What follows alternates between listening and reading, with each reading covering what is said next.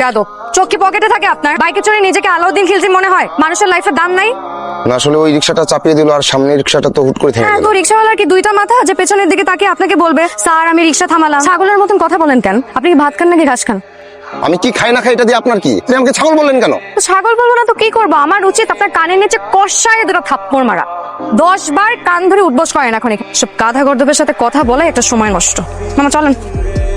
বাপরে বাপ, নিয়ে তো না ওরা অ্যাটম বোম।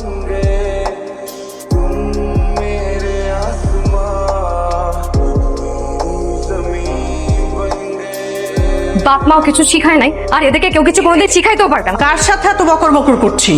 বক বক করবো না তো কি করবো বলো মা? এরা রাস্তাঘাটে সারাটা দিন টই করে আর মেয়ে মানুষকে ফলো করে।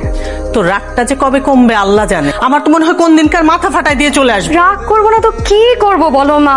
মেয়ে মানুষের মতো থাক। তুমি কি বললো মা?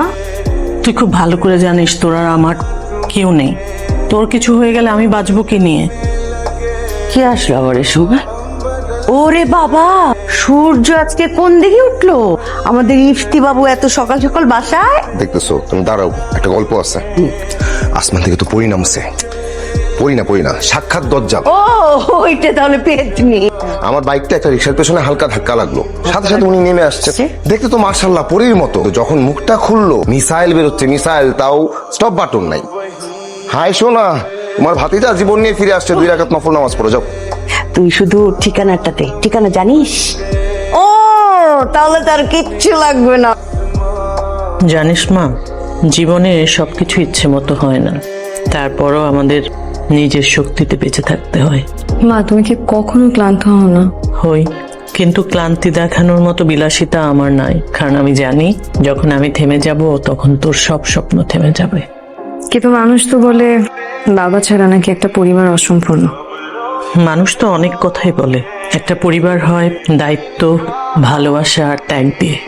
সম্পর্কের সংখ্যা কিছু না। কিন্তু মা আমি যদি কখনো তোমার মতন শক্ত না হতে পারি? হোস না, আমার জীবনের সমস্ত স্ট্রাগল, সমস্ত চেষ্টা এই কারণেই, তোকে যেন কোনোদিন আমার মতো শক্ত হতে না হয়। আমার কাছে পৃথিবীর সবচেয়ে সাহসী মানুষটা কোনো সুপার হিরো না। আমার কাছে পৃথিবীর সবচেয়ে সাহসী মানুষটা আমার মা।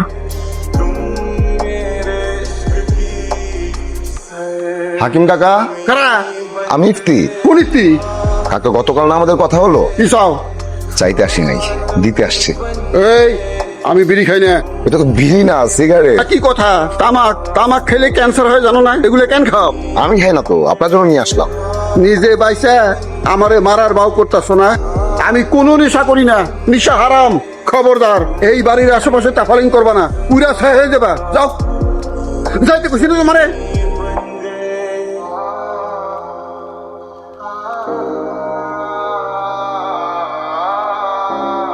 বেয়াদব ছেলে, ছাত্রীদের মতন এরকম উকি ঝুঁকি মারেন কেন? এটা কেমন কথা হলো?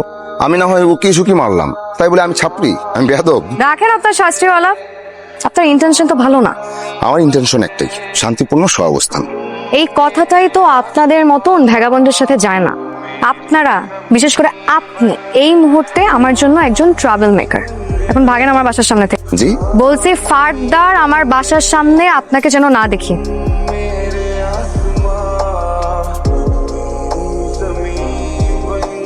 কি ব্যাপার, চেয়ার এমন করে আছো কেন? তুই আজকে অফিস কি করেছিস? রিগেটং হয়ে আছে।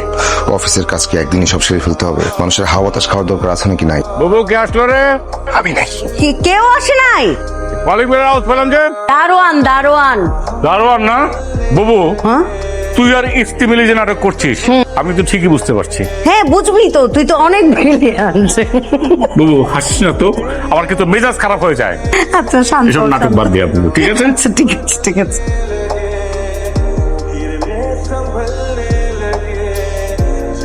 হাকিম ভাই, হাকিম ভাই একটা গাড়ি ব্যবস্থা করেন, মাকে হাসপাতালে নিতে হবে। হাকিম ভাই, হাকিম কাকা, মা শ্বাস নিতে পারতেছে না। হবে কাকা আপনি আমাদের পাশে থাকেন, আমি দেখছি। মা চোখটা খোলা রাখো, মা কিচ্ছু হবে না। আল্লাহর উপর ভরসা রাখো, মা কিচ্ছু হবে না।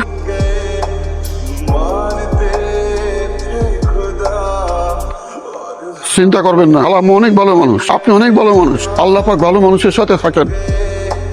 এই পেশেন্টের সাথে কি আছেন? জি আপামনি। ও, আপনি কি হলো না? আমি ওনার মেয়ে। উনি মনে হয় খুব টেনশন করেন। এই হাইপার টেনশন থেকেই ওনার হঠাৎ করে অক্সিজেন লেভেলটা অনেক নিচে নেমে গিয়েছিল। আর আমি কিছু ওষুধ লিখে দিয়েছি, এগুলো আপনারা নিয়মিত খাওয়াবেন।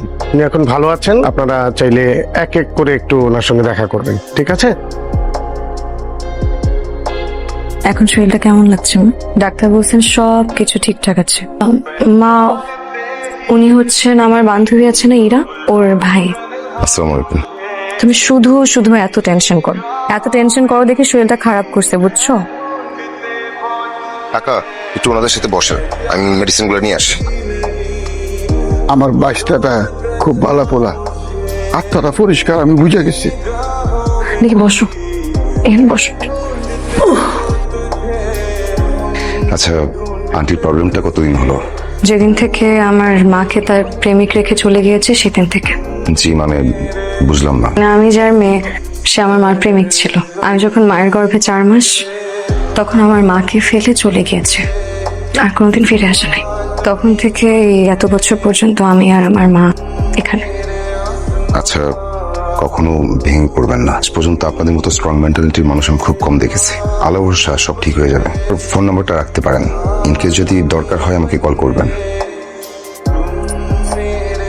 চেহারার মধ্যে একদম 1000 ভোল্টের উজ্জ্বল আলো। ঘটনা কি? ঘটনা তো অনেক ঘটনা ঘটে গেল ফুফু, কিন্তু আমি তো বুঝতে পারছি না আমার কি আনন্দিত হওয়া উচিত নাকি দুঃখিত হওয়া উচিত।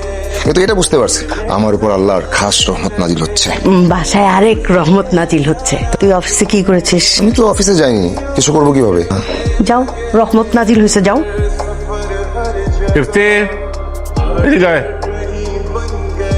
আমার ছেলে হিসেবে তুই এতটা বাউন্ডারি হলি কি করে? বাবা, বাউন্ডুলে হলে সমস্যা কি? আজকে আজাদ সাহেবের সঙ্গে ফ্যাক্টরি যাবার ডেট কে ফিক্সড করেছিল, আমি না তুই? আমি তাহলে যাসনি কেন? এই, যাসনি কেন? আচ্ছা ফুফু দেখো তো বাবা কি বলে। খানটাই তো ছিঁড়ে ফেলছিস তুই। এইসব অফিস আদালত রেখে খেতে আয়, চল। এই রিক্সা!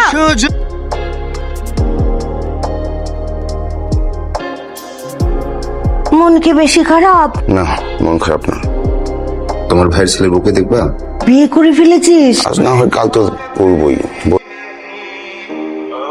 মাশাআল্লাহ, তুই তো দেখছি একদম আসমানের পরে খুঁজে নিয়ে এসছিস রে। তোর ফুপু আমাকে সবকিছু বলেছে। মানে তুই যাকে পছন্দ করিস মেয়েটার নাম তনু, যার মা হচ্ছে স্কুল শিক্ষিকা, বাবাটা নেই, এই তো নাকি আর কিছু বাদ আছে? এখন 4 মাসের গর্ভে তখন মায়ের প্রেমিক চলে যায়, মানে লাপাত্তা। তনুর মার প্রেমিক 4 মাস ওদের রেখে সে লাপাত্তা হয়ে যায়।